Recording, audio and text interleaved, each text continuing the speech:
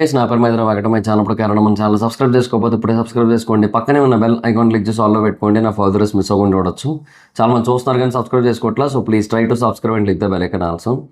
So నిన్న జరిగిన Kurnool bus accident, ఏదైతే కావేరీ ట్రావెల్స్కి సంబంధించిన బస్ యాక్సిడెంట్ ఉందో దాని గురించి మనకు అందరికీ తెలిసిందే. చాలా అంటే చాలా దారుణమైన సంఘటన.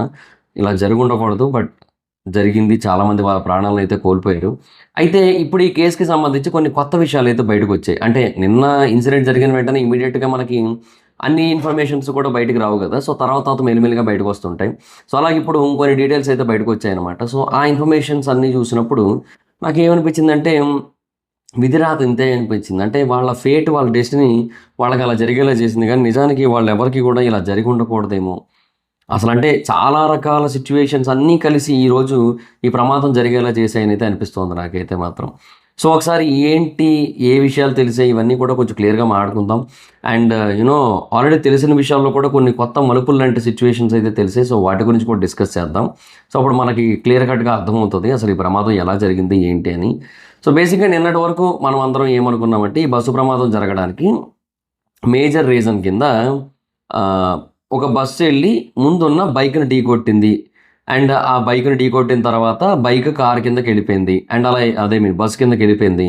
అలా వెళ్ళిపోవడం వల్ల ఫ్యూయల్ ట్యాంక్కి డెంట్ పడింది. సో దట్ ఫ్యూయల్ అనేది బయటకు వచ్చింది. సో దానికి నిప్పు రవ్వలు అనేవి జోడయ్యాయి. ఆ తర్వాత మంటలు అనేవి అంటుకున్నాయి. సో ఆ మంటలు త్వరగా వ్యాపించేసాయి. సో బస్సులో ఎవరైతే ఇద్దరు డ్రైవర్స్ ఉన్నారో వాళ్ళిద్దరూ కూడా ఇమీడియట్గా దూకేసి పారిపోయారు. అలా పారిపోవడం వల్ల లోపల ఉన్న వాళ్ళకి ఏం చేయాలో అర్థం కాని పరిస్థితి. సో ఆ తర్వాత కొంతమంది అద్దాలు పగలగొట్టి సర్వైవ్ అయ్యారు, కొంతమంది బయటకు రాలేక చనిపోయారు. సో ఇది పాయింట్. కాకపోతే ఆ బైక్ ఎలా వచ్చింది అంటే ఎదురుగా వస్తూ రాంగ్ రూట్లో వస్తుంటే ఈ బస్సు గుద్దేసి అలా జరిగిందా, లేదంటే ముందెళ్తున్న బస్సును వెనక నుంచి వచ్చి గుద్దిందా, ముందెళ్తున్న బైక్ను వెనక నుంచి వచ్చి బస్సు గుద్దిందా, లేదంటే యూటర్న్ తీస్తుంటే గుద్దేసిందా? సో ఇలాంటి క్వశ్చన్ మార్క్స్ అయితే రైజ్ అయ్యాయి. సో వాటికి నిన్నైతే మనకు ఆన్సర్ దొరకలే. అయితే ఇవాళ ఒక ఆన్సర్ అయితే దొరికింది మనకి. ఏంటంటే అంటే హోమ్ మినిస్టర్ అనిత గారు చెబుతున్నది ఒక స్టేట్మెంట్, పోలీసులు చెబుతుంది ఒక స్టేట్మెంట్. అనిత గారు చెబుతుంది ఏంటంటే బైక్ ఎదురుగా వస్తోంది, అలా ఎదురుగా వస్తున్న టైంలో ఈ బస్సు వెళ్ళి గుద్దింది అండ్ అలా గుద్దడం వల్ల కిందకి వెళ్ళిపోయింది అన్నట్టుగా ఆవిడ చెప్పారు. బట్ పోలీసులు చెబుతున్న ఇంకొక వెర్షన్ ఏంటి అంటే బేసిక్గా ఆ బండికి సంబంధించిన మార్క్స్ 170 మీటర్ల నుంచి ఉన్నాయంట. సో అంటే 170 మీటర్ల పాటు ఈ బస్సు ఆ బైక్ని ఈడ్చుకుంటూ వెళ్ళింది. ఓకే, సో దానికి ఒక క్లియర్ కట్ ఎవిడెన్స్ మనకు ఆ రోడ్డు మీద మార్క్స్ అయితే కనబడుతున్నాయి. అయితే ఒకవేళ బస్సుకి ఎదురుగా బైక్ వచ్చి బస్సు చాలా స్పీడ్గా వెళ్తూ బైక్ను కనుక గుద్దినట్టయితే ఖచ్చితంగా బైక్ అయితే అక్కడ ఆగేది కాదు. నిజంగా చెప్తున్న, బస్సు గుద్దిన వేగానికి అది ఎగిరి ఎటో పడిపోయేది. అండ్ అందులో ఉన్న ఇద్దరు కూడా, బండి మీద ఉన్న ఇద్దరు కూడా స్పాట్లోనే చనిపోయేవారు. యాక్చువల్గా ఇనీషియల్గా బండి మీద ఒకరే ఉన్నారు అని చెప్పి అందరూ అనుకున్నారు కదా, బట్ లేదు. యాక్చువల్గా ఆ బండి మీద ఇద్దరు ఉన్నారనమాట. అందులో ఒక పర్సన్ పేరు నాని. ఈ నాని అనే పర్సన్ అయితే సర్వైవ్ అయ్యాడు. ఇంకొక పర్సన్ ఉన్నాడు, ఆ పర్సన్ అయితే మాత్రం చనిపోయారు. సో ఈ నాని అనే పర్సన్ వెనకాతలు ఉన్నాడు అనమాట. సో ఆ పర్సన్ అయితే చనిపోయాడు. సో ముందు కూర్చున్న పర్సన్ ఎవరైతే ఉన్నారో ఆ పర్సన్ అయితే నాని అనే పర్సన్ బ్రతికే ఉన్నాడు. ముందు కూర్చున్న పర్సన్ పేరు శివశంకర్, అతను చనిపోయాడు.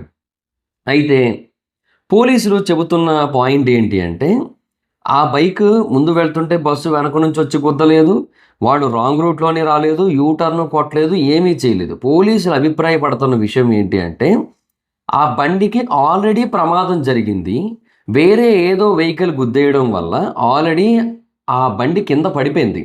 అంటే నాని అనే పర్సన్ ఇచ్చిన స్టేట్మెంట్ ఇది. యాక్చువల్గా ఆ పర్సన్ ఇచ్చిన స్టేట్మెంట్ ఏంటి అంటే మాకు ఆల్రెడీ ఒక యాక్సిడెంట్ అయింది, ఆ యాక్సిడెంట్లో భాగంగా నేను వెనకాతల కూర్చున్నాను, జయశంకర్ ముందు కూర్చున్నాడు, అండ్ మేమిద్దరం కూడా రోడ్డు మీద వెళ్తున్నాము. మాకు యాక్సిడెంట్ అయిన తర్వాత జయశంకర్ అక్కడికక్కడే చనిపోయాడు. అంటే కింద పడ్డాము, కింద పడ్డ తర్వాత జయశంకర్ నుంచి ఉలుకు పలుకు లేదు, రక్తం అయితే వచ్చేస్తోంది. తనని నేను పక్కకి తీసుకువచ్చాను, బట్ బండిని అయితే నేను పక్కకు లాగలేకపోయాను. అండ్ అలా చూస్తూ ఉండగానే ఒక బస్సు వచ్చింది, ఆ బస్సు ఆ బండిని గుద్దుకుంటూ వెళ్ళింది. అండ్ అలా గుద్దుకుంటూ వెళుతూ ముందుకెడుతూ ఉంటే కొంత దూరం వెళ్ళిన తర్వాత ఆ బస్సుకి మంటలు అంటుకోవడం కనబడింది. ఆ తర్వాత ఆ బస్సులో ఉన్నవాళ్ళు అరవడం కూడా వినపడింది నాకు అని చెప్పాడు. ఆ బస్సు ప్రమాదం జరుగుతున్నంతసేపు అక్కడే ఉన్నాడంట. చాలాసేపు పోలీస్ అఫీషియల్స్ వీళ్ళందరూ వచ్చే వరకు కూడా అక్కడే ఉన్నాడంట. అండ్ తర్వాత ఆ ప్రాంతంలో ఒక ట్రాక్టర్ వస్తే అది ఎక్కి దగ్గరలో ఉన్న ఇంకొక విలేజ్కి అయితే వెళ్ళిపోయాడు యాక్చువల్గా. సో ఇక్కడ ఖచ్చితంగా వాళ్ళకి ఆల్రెడీ ఒక ప్రమాదం జరిగింది అనే పాయింట్ అతను చెబుతున్న స్టేట్మెంట్ ఆధారంగా చాలా వరకు ధృవీకరిస్తున్నారు. బట్ మళ్ళీ ఎందుకైనా మంచిదని చెప్పి క్రాస్ వెరిఫికేషన్ చేసుకుంటున్నారు. ఎందుకంటే ఒకవేళ అది కనుక జరిగినట్టయితే ఇప్పుడు ఇది యాక్చువల్గా హిట్ అండ్ రన్ అనుకుంటున్నారు ఇప్పటివరకు. బట్ దీనికంటే ముందు ఒక హిట్ అండ్ రన్ కేసు అనేది జరిగి దాని తాలూకా పర్యావసనం ఈ ఇన్సిడెంట్గా కనుక జరిగినట్టయితే అప్పుడు ముందు ఎవరైతే చేశారో వాళ్ళు ఇందులో మెయిన్ కల్ప్రిట్ అవుతారు కదా. సో అందుకు వాళ్ళ గురించి కూడా విచారణ చేయాల్సిన అవసరం అయితే ఉంది. అయితే ఇనీషియల్గా అందరూ అనుకున్నట్టుగా బండి తాలూకా పెట్రోల్ ట్యాంక్ ఏదైతే ఉందో దానికి డెంట్ పడి దాంట్లో ఉన్న పెట్రోల్ బయటకు వచ్చేసి దాని తాలూకా ఎఫెక్ట్ వల్ల బస్సు తగలబడిపోవడం అనేది మెయిన్ రీజన్ కాదని చెప్పి ఇప్పుడు చెప్తున్నారు. మెయిన్ రీజన్ ఏంటి అంటే బేసిక్గా ఆ కింద పార్ట్లోనే కదా లగేజ్ క్యాబిన్ ఉంటుంది. ఆ లగేజ్ క్యాబిన్లో 400 స్మార్ట్ ఫోన్స్ ఉన్నాయి. యాక్చువల్గా రూల్స్కి వ్యతిరేకంగా 400 స్మార్ట్ ఫోన్స్ని అయితే అందులో ఎక్కించి తీసుకెళ్తున్నారు. యాక్చువల్గా అంత లోడ్ని కానీ అలాంటి కైండ్ ఆఫ్ డివైజెస్ని కానీ అక్కడ పెట్టకూడదు, తీసుకొని వెళ్ళకూడదు. కానీ తీసుకొని వెళుతున్నారు. అలా తీసుకొని వెళ్ళడం వల్ల జరిగిన ప్రమాదం ఇది. అంటే ఆ బైక్ కారణంగా ఏవైతే స్పార్క్స్ వచ్చాయో, బైక్ యొక్క ఫ్యూయల్ ట్యాంక్ ఏదైతే ఉందో దానికి డెంట్ పడి దాని నుంచి ఏవైతే స్పార్క్స్ వచ్చి దాని నుంచి ఏవైతే మంటలు వచ్చాయో అవి బస్సుకు అంటుకుంటే లోపల ఆ లగేజ్ క్యాబిన్ ఏదైతే ఉందో ఆ క్యాబిన్లో ఉన్న ఈ సెల్ ఫోన్స్ వల్ల ఇవన్నీ కూడా ఎక్కువ వేడి తగలగానే ఒక్కసారిగా పేలడం మొదలుపెట్టాయి. సో చాలా ఫోన్స్ అయితే పేలిపోయాయి. ఆ లోడ్ కూడా బయటపడింది ఇప్పుడు. సో ఆ ఫోన్స్ అన్నీ కూడా పేలిపోయిన తర్వాత వాటి నుంచి క్రియేట్ అయిన ఫైర్ కారణంగా బస్సు ఇంకా త్వరగా అంటుకుపోయింది. 400 ఫోన్స్, అందులో చాలా మటుకు ఫోన్స్ అంటుకుపోయిన విషయాన్ని మనం చూస్తున్నాం కూడా చాలా ఇమేజెస్లో. సో వీటిని బట్టి మనకు చాలా క్లియర్గా అర్థమవుతోంది. అదేంటంటే వాళ్ళది ఖచ్చితంగా ఒక ఏమంటారు రూల్స్ని బ్రేక్ చేయడం కారణంగా జరిగిన ప్రమాదం అని కూడా అనిపిస్తోంది. అయితే సోషల్ మీడియాలో కొన్ని ఫేక్ న్యూస్లు కూడా స్ప్రెడ్ అవుతున్నాయి ఈ బస్సు రిలేటెడ్గా. అదేంటంటే ఈ బస్సుకు సంబంధించిన పర్మిట్స్ కానీ, ఈ బస్సుకు సంబంధించిన ఇన్సూరెన్స్ కానీ, ఈ బస్సుకు సంబంధించిన లైఫ్ కానీ మొత్తం అన్నీ కూడా ఎక్స్పైర్ అయిపోయాయి. 1 సంవత్సరం క్రితమే ఎక్స్పైర్ అయిపోయాయి. అలాంటి ఒక బస్సుని అలౌ చేశారు అని చెప్పి సోషల్ మీడియాలో ఒక న్యూస్ అయితే ఫేక్గా సర్క్యులేట్ అవుతుంది. బట్ దీనికి సంబంధించిన డీటెయిల్స్ కొంతమంది చెక్ చేశారు, గూగుల్లో చెక్ చేశారు. అంటే ఈ వెహికల్ డీటెయిల్స్ అన్నీ చెక్ చేసే చోట చెక్ చేస్తే దీనికి సంబంధించిన పర్మిట్స్ అన్నీ కూడా ఉన్నాయి. సో 2030 దాకా ఈ బండికి కొన్ని పర్మిషన్స్ అయితే ఉన్నాయి. అండ్ ఎటువంటి ఇన్సూరెన్స్ కూడా అయిపోలేదు. 2026 వరకు కొన్ని, 27 వరకు కొన్ని పర్మిషన్స్ అయితే ఉన్నాయి, ఆల్రెడీ తీసుకొని ఉన్నారు. సో అన్ని రకాల డాక్యుమెంట్స్ కూడా ఉన్నాయి. సో ఈ బస్సుకు సంబంధించి ఎలాంటి ప్రాబ్లం అయితే లేదు, బస్సు లైఫ్కి సంబంధించి ఎలాంటి ప్రాబ్లము లేదు. సో బస్సుతో వచ్చిన పంచాయతీ కాదు ఇదంతా కూడా, ఆ బైక్తోనే వచ్చిన ప్రాబ్లం అంతా కూడా. సో వాళ్ళు చెబుతుంది ఏంటి అంటే ఈ పర్సన్ ఎవరైతే శివశంకర్ ఉన్నారో ఆ పర్సన్ ఇక్కడ యాక్చువల్గా ప్రాణాలు కోల్పోయాడు, ఆ బైకర్. సో వెనకున్న నాని అనే పర్సన్ సర్వైవ్ అయ్యాడు. ఒకవేళ నిజంగానే బైక్ కనుక గుద్దినట్టయితే, ఒకవేళ బైక్ కారణంగా బస్సు గుద్దడం కారణంగా చనిపోయినట్టయితే ఇద్దరూ చనిపోయేవారు.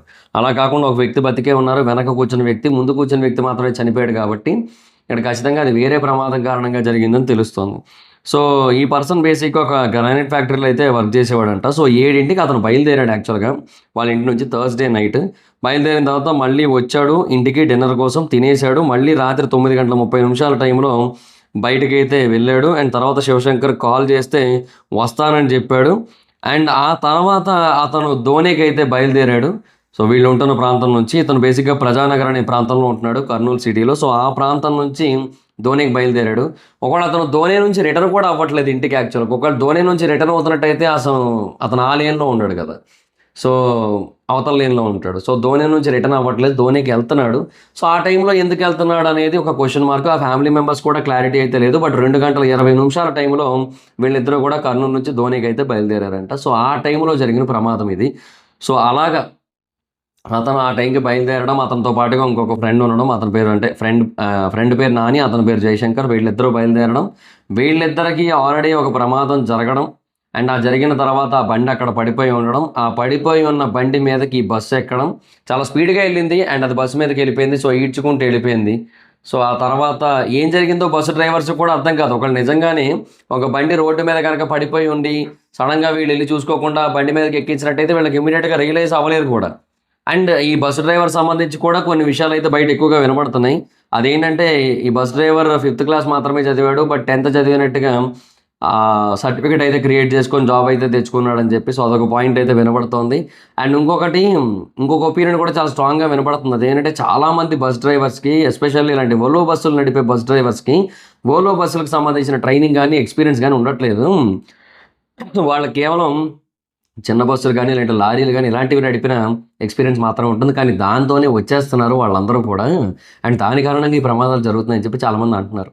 సో ప్రస్తుతానికైతే ఇద్దరు డ్రైవర్స్ని కూడా కస్టడీలోకి అయితే తీసుకున్నారు. అండ్ వాళ్ళ మీద కొన్ని కేసెస్ అయితే బుక్ అయ్యాయి. ఒకరి పేరు మిరియాల లక్ష్మయ్య, ఒకరి పేరు గుడిపాటి శివనారాయణ.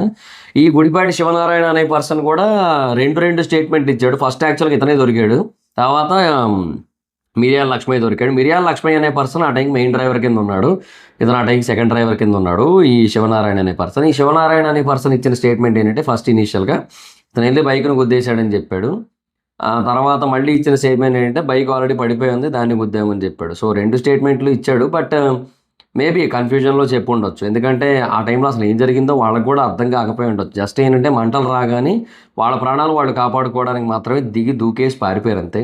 అలా కాకుండా ఇమీడియట్గా మెయిన్ డోర్ తీసేసి అంటే ఏసీ పోకుండా ఇంకో డోర్ ఉంటుంది, ఆ డోర్ కూడా తీసిన తర్వాత వాళ్ళందరికీ కూడా అరిచి కేకలేసి లెగండి పారిపోండి అని చెప్పి ఆ తర్వాత వీళ్ళు పారిపోయినా బాగుందేమో. బట్ అలా కూడా చేయలేదు. మెయిన్ డోర్ జామ్ అయిపోవడం వల్ల చాలామంది బయటికి రాలేక చనిపోయారు. ఒకళ్ళు మెయిన్ డోరే కనుక ఓపెన్ అయ్యి ఉంటే అలా జరగకపోను. సో అందుకే వీళ్ళ మీద చాలా సెక్షన్స్ కింద కేసులు అయితే పడ్డాయి.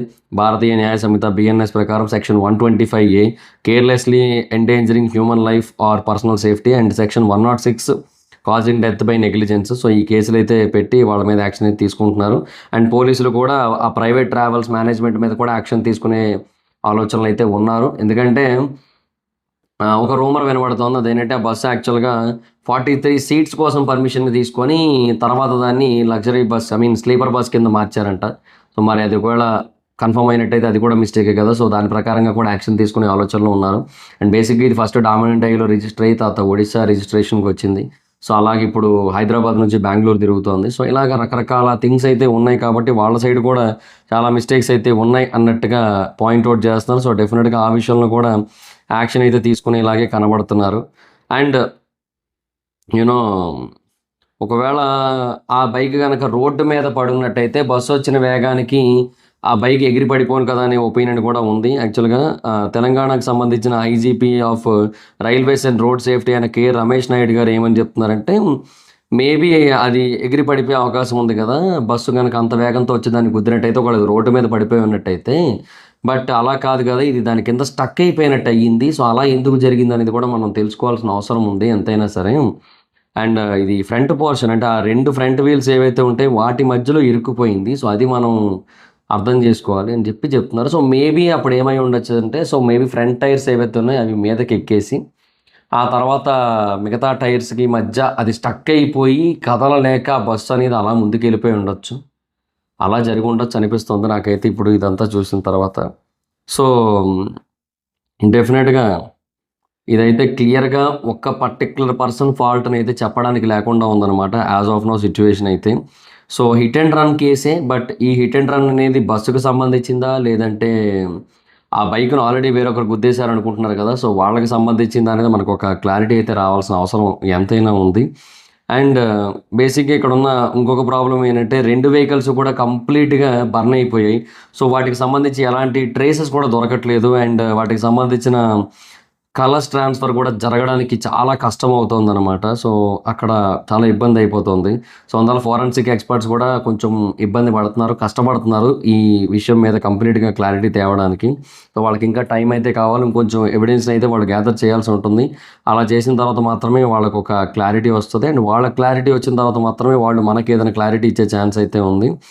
సో సుమారుగా 200 మీటర్ల వరకు కూడా ఆ బైక్ అయితే స్కిడ్ అయింది దగ్గరగా. సో మరి అంత దూరం వరకు వాళ్ళు ఎందుకు ఆపలేకపోయారు అనేది ఒక క్వశ్చన్ మార్క్ యాక్చువల్లీ. సో దాన్ని కూడా ఆలోచించుకోవాల్సిన అవసరం అయితే ఉంది. సో ఇంకో క్వశ్చన్ ఉంది యాక్చువల్గా, ఈ బస్సే గుద్దింది వీళ్ళని, బస్సే గుద్దింది యాక్చువల్గా. బస్సు గుద్దిన తర్వాత ఆ బైక్ కింద పడింది, వీళ్ళిద్దరు ఎగిరి రోడ్డు మీద పడ్డారు. ఈ శివశంకర్ అనే పర్సన్ ఏంటంటే స్పాట్లో చనిపోయాడు, ఎందుకంటే అతని తల మీద గట్టిగా తగిలేసింది కాబట్టి. ఈ నాని అనే పర్సన్ ఏంటంటే కొంచెం అక్కడ దగ్గరలో ఒక బుషెస్ ఉన్నాయి కొన్ని, ఆ బుషెస్ మీద వెళ్ళి పడ్డాడు. అంటే అక్కడ ఒక 2 feet హై స్టీల్ రైలింగ్ ఉంది కదా, అది దాటి ఎగిరి పడ్డాడు ఆయన. అది దాటి ఎగిరి పడడం వల్ల అక్కడ ఏవైతే ఈ చెట్లు మొక్కలు అలాంటివి ఉంటాయో వాటి మీద పడ్డాడు. సో దానివల్ల అతనికి ఏం కాలేదు, సర్వైవ్ అయ్యాడని థియరీ కూడా ఉంది ఇక్కడ యాక్చువల్గా. సో దానివల్ల ఏంటంటే ఇక్కడ చాలా క్వశ్చన్స్ అయితే ఉన్నాయి ఇప్పటికీ కూడా. సో ఏది ఎగ్జాక్ట్గా వాస్తవం అని చెప్పి. సో తర్వాత నాని అనే పర్సన్ చెప్పిన స్టేట్మెంట్ ఇంకొకటాగా వచ్చింది కాబట్టి సో అప్పుడు మల్టిపుల్ ఒపీనియన్స్ అయితే వినబడుతున్నాయి అన్నమాట. సో మేబీ ఏదైనా ఒక వేరే వెహికల్ అలా గుద్దేసి ఉండొచ్చు వాళ్ళని. అలా గుద్దిన తర్వాత బైక్ రోడ్డు మీద పడిపోయి ఉండొచ్చు. అండ్ ఈ శివశంకర్ చనిపోయి నాని అనే పర్సన్ ఆ పొదల్లో పడిపోయి సర్వైవ్ అయ్యి ఆ తర్వాత శివశంకర్ని చివరికి తీసుకొని వచ్చి తర్వాత బైక్ తీయలేక అక్కడే వదిలేసినట్టయితే బస్సు వెళ్ళి దాన్ని గుద్దేసి ఉండొచ్చు. అండ్ గుద్దేసిన తర్వాత ఇమీడియట్గా ఫస్ట్ ఆఫ్ ఆల్ ఫాస్ట్గా వెళ్ళిన బస్సు దాని మీదకి ఎక్కేసింది. టైర్లు ఫ్రంట్ టైర్లు ఎక్కేసి తర్వాత వెనక ఎక్కడానికి లేకుండా ఏదో స్టక్ అయిపోయింది. అలా ఈడ్చుకుంటూ వెళ్ళిపోయింది. పెట్రోల్ ట్యాంక్ కన్నం పడింది. స్పార్క్స్ అయితే వచ్చాయి. వచ్చిన తర్వాత అది అంటుకుంది. లోపల ఉన్న మొబైల్స్ వల్ల ఇంకా పెద్ద ప్రమాదం జరిగింది. సో ఇలా జరిగి ఉండొచ్చు అని అయితే అనిపిస్తుందని చెప్పి చాలామంది అభిప్రాయపడుతున్నారు. We have to wait and watch. ఇంకా ఫర్దర్గా ఏదైనా క్లారిటీ వస్తుందేమో దీని గురించి. సో మీరేమనుకుంటున్నారు? ప్రమాదం ఎలా జరిగి ఉండొచ్చు అనుకుంటున్నారు? బస్సే బైక్ని గుద్దింది అనుకుంటున్నారా? లేదంటే రోడ్డు మీద పడిపోయిన బైక్ని ఈ బస్సు గుద్ది ఈ ప్రమాదం జరిగింది అనుకుంటున్నారా? మీ అభిప్రాయం ఏంటో కింద కామెంట్ సెక్షన్లో చెప్పండి. So that's it guys, the video కనుక మీకు నచ్చినట్టయితే లైక్ చేసి వీడియోని షేర్ చేయండి. ఈ వీడియోలోని ఇన్ఫర్మేషన్ అందరికీ తెలియాలి, ఈ వీడియో ఉపయోగపడుతుంది అనుకుంటున్నట్టయితే ఈ వీడియోని మీ సోషల్ మీడియా ప్లాట్ఫామ్స్లో షేర్ చేయండి. Like Facebook, WhatsApp, Twitter, Insta వీటన్నిటిలోని కూడా. అండ్ ఇప్పుడు ఎవరైనా మన ఛానల్ సబ్స్క్రైబ్ చేసుకోకపోతే ఇప్పుడే సబ్స్క్రైబ్ చేసుకోండి. పక్కన ఉన్న బెల్ ఐకాన్ క్లిక్ చేసి ఆల్లో పెట్టుకోండి. నా ఫర్దర్ డేస్ మిస్ అవ్వకుండా చూడొచ్చు. చాలా మంది చూస్తున్నారు కానీ సబ్స్క్రైబ్ చేసుకోవట్లా. So please try to subscribe click the bell icon also. నా ఇన్స్టాగ్రామ్ ఎవరైనా అయితే మాకు కూడా వచ్చి ఫాలో అవ్వచ్చు. Thank you so much. Next video bye.